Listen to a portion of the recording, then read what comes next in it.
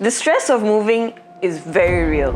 I mean, besides the usual challenge of finding the perfect location, setting up viewings, sifting through paperwork while also keeping in mind one's budget, Malaysians are now forced to face an even bigger challenge of, yeah, I'm gonna say it, dealing with racist landlords.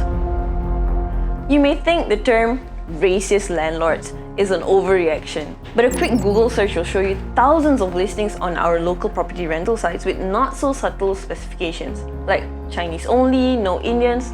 I mean, seriously? Stats time. Pingal Layan Rabindra Kumar, who is a business analyst, he used his coding and data visualization skills to shed light on the discrimination in Malaysia. So, based on his analysis, 45% of the rental listings in Klang Valley already outrightly rejected Indian tenants, with only like 19% accepting Indians, and the remaining 37% did not list any ethnic preferences. I mean, that's really bad in terms of stat. And you know what? Even if they did accept you, it could still result in rejections before viewing the property. He also mentioned that areas close to the city centre seem to have fewer listings open to Indian. But that's not all. Besides losing out in terms of strategic locations, room rental opportunities, his data analysis also showed that Indian tenants will also tend to pay more compared to other ethnicities for the same type of room and location. I mean, on average, they were paying 19% more compared to other races.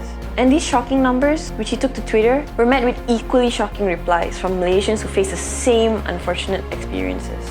Many Malaysians were enraged at these statistics and were quick to point fingers at the real estate companies. But if you dig deeper, you'd find out that most of them are not responsible for the biases in this industry. So in an interview with Vice, Susan Yap, who is a freelance real estate agent, said that receiving racial requests from landlords was common. But there are also many agents like herself, they do not condone the practice. But according to Yap, it is still the landlords who have the final say when it comes to choosing the tenants. And since there's no specific law against racial discrimination in the property rental market, this makes it easier for landlords and property owners and even residents to get away with this kind of behavior, you know?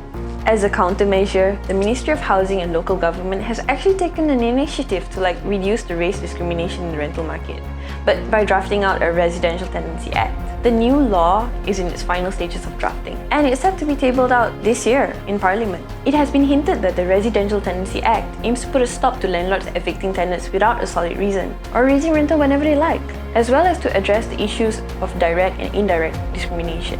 While we're yet to go on to see what will go into the Malaysia's Residential Tenancy Act, we do know that it will be based on the 1997 Australian Residential Tenancy Act. According to the Act, it is unlawful to discriminate against someone on the basis of certain personal attributes. This means that landlords and real estate agents cannot refuse accommodation based on characteristics such as race, that's number one, and religious beliefs. But for real though guys, do our Malaysian prejudices have to play a part in all of this? I mean, at the end of the day, it's purely a business transaction allowing two separate parties to get what they need from each other. Instead of criticizing politicians and playing the race card at every single opportunity, perhaps it's time for Malaysians to do some self-reflection.